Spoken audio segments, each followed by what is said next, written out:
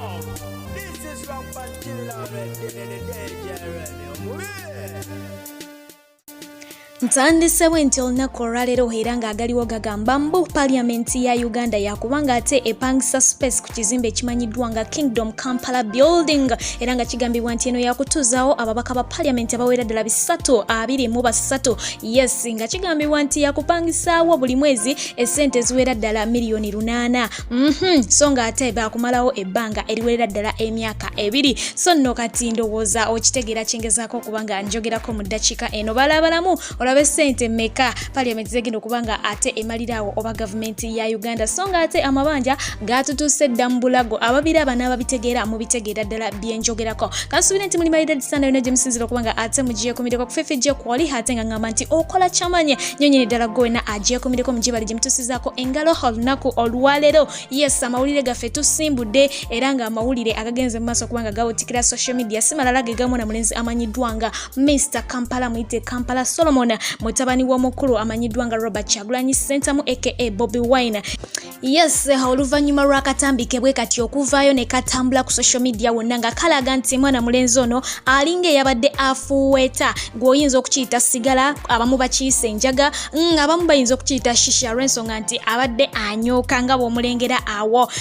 Bangi bavuddeyo ne babeera nga bawanyisiganya ebigambo awo abagamba nti like father like son, omwana atandise okubanga ate akola taata we byali akola ki byali akola. So nga abangi bavuddeyo ne batugamba nti temujja kutusiliwalirako, mwana mulenzi oyo talina njaga gyali mu kufuuwa, talina sigala gwali mu kufuuweta, wabula akozesezza filter. Eyo filter abalina iPhones be basobola okubanga bagitegeera bokka olw'ensonga nti ekufuula ngo beekulabisa ng'omuntu alina kyofuuweta naye nga in actual sense tewali. So nga abangi bavuddeyo ne bagamba yes, weba filter of all filters lwaki alonzeemu eyo. Ekibuzo ne kibeera nti talina ddembe ly'okozesa ye kyawulira nti kyayagala ng'omuntu. Anyways, eyo biri side eyo.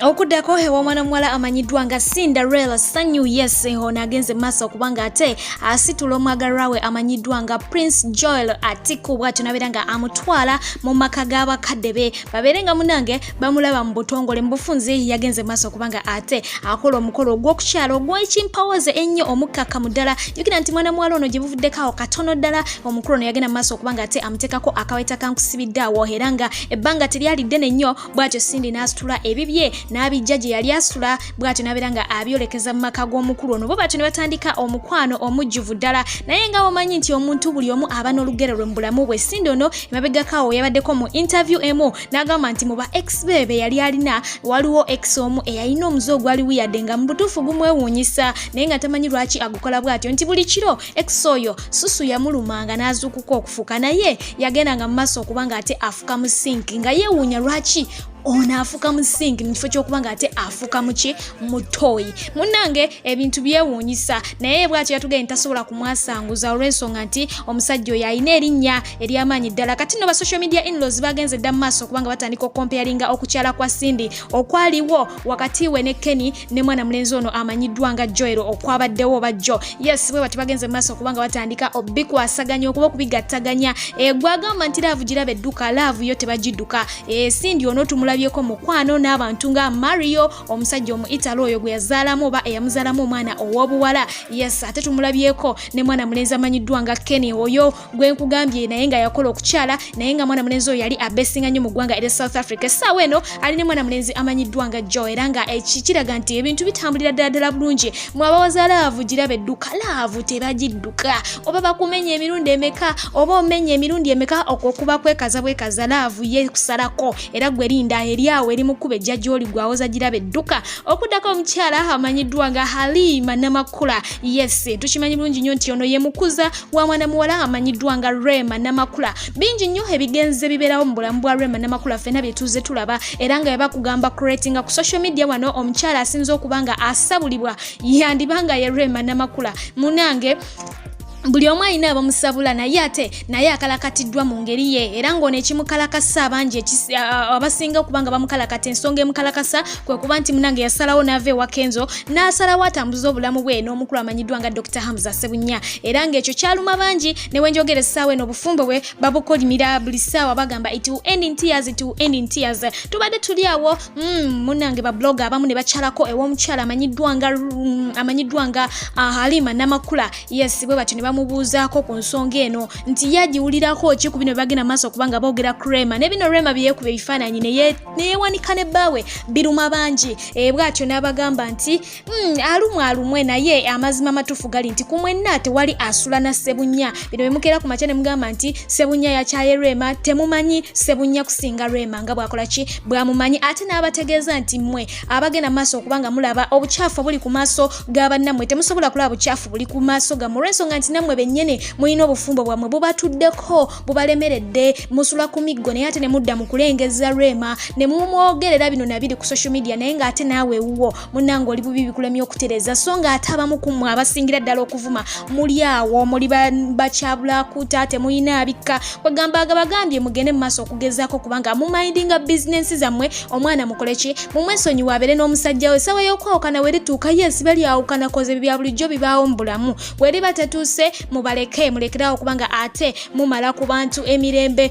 kansubire nti abadde loud and clear bangi tulemererwa okubanga ate tumindinga bizinesi ezaffe ne tugenda mu maaso okubanga ate tulengeza ebyabalala naye ng'amazima matuufu naffe tusula ku miggo gye twebikka olumu tusula njala naye ng'ate Rema gwe tuliko oba abantu abamu oluusi be tubaako bakufu balina mu kusanyuka balina mu kuseka ewaabwe gye baba bali eyo. Kansubire nti nina muganda wange gwenkoze ki gwenkutteko eruyi eyo onogezaako kubanga ate weechekinga bulungi nnyo nnyini ddala okuddako ku mwana mulenzi amanyiddwa nga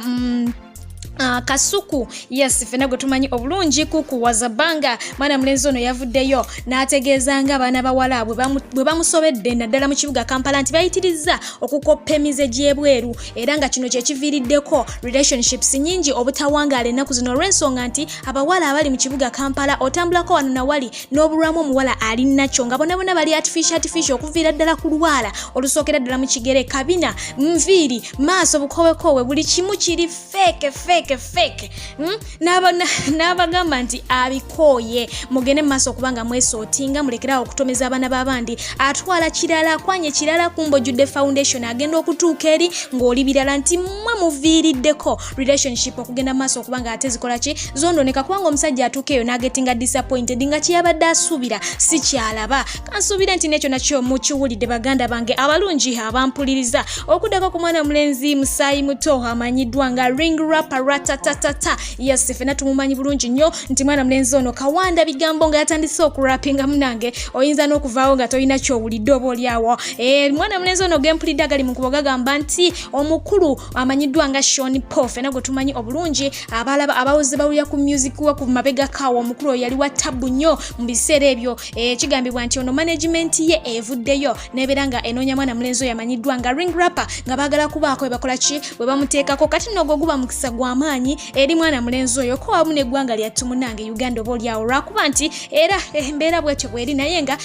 kiba kirungi nnyo mu bufunze yaseredde n'abeera nga ate agwa mu bintu katumusabire byonna bye bamuplaningira biyitemu bulungi bireme kubanga ate bibulira awo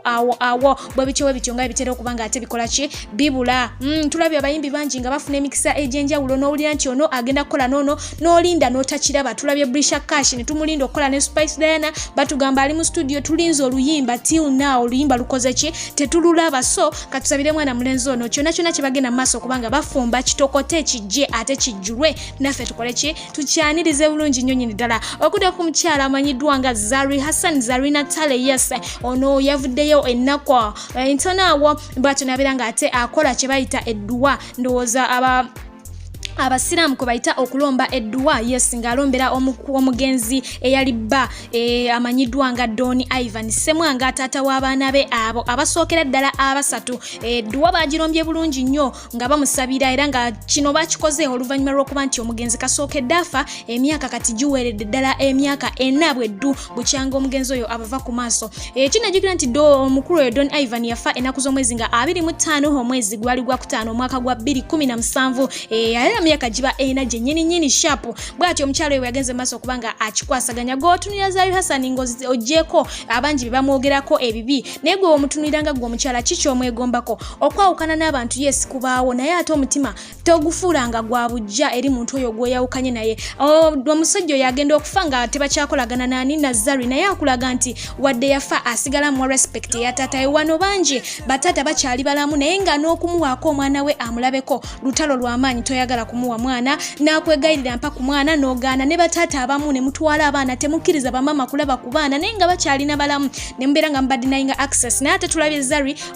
abaana ba Diamond abamuwa ne bamulabako wadde nga ye atambuza obulamu bwe bwagenda dda mu maaso okuddako ku mukulu amanyiddwa nga Kaye Wisdom ffenna gwe tumanyi obulungi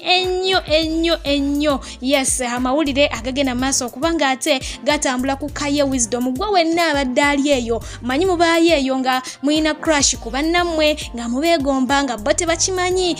kakati gwonna abadde ali eyo ng'owulira Kaye akukuba ng'owulira yagala akukwatemu wali wonna kukanike Kaye munange agali mu kugagamba nti ali mu mukwano ne mwana muwala ono TV presenter mulambirira yes mwana muwala ono yamanyiddwa nga Win Success ndowooza mpulira bulungi nnyo ngera kigambibwa nti ono akola ku Urban TV ku show emanyiddwa nga Short Circuit kansuubire nti abagira bamugitegeera ddala bulungi nnyo agali mu kuba gagenze mu maaso okubanga ate gafulumya ebifaananyi ebiraga nti ababiri bano enkolagana gye balina ya muggundu ddala ng'era Kaye alaga nti afaayo nnyo alina guli omukwano ogw'ekimmemmete kansuubire nti mugenda kubasabira mugambe nti it will end in tears kubanga kati eyo ye yafuuka eŋŋombo wano ku social media tuyiga okwagaliza naffe tujja kubanga ate tukola ki tufuna bw'oyagaliza ofuna ekyosiga ky'okungula bw'oyagaliza ebibi naawe ojja kukungula bibi bw'oyagaliza ebirungi naawe ojja kukungula birungi bwe ntyo mwesobodde okubanga ate nkola atakuumira mpeera bankuumire mwera